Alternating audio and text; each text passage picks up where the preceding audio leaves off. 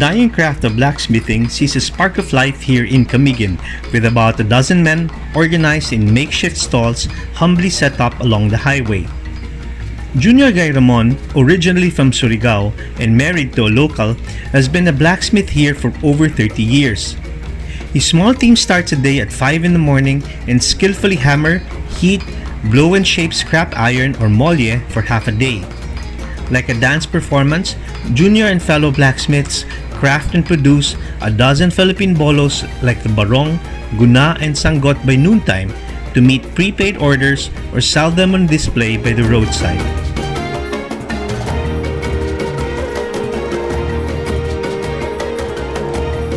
This is a Philippine bolo called the barong. It is an all-purpose tool popular all over the Philippines. And we thank the hard-working men behind me for keeping the art of blacksmithing alive and well. Strong, focused and sure are these men of steel that create functional tools and pieces of handcrafted art.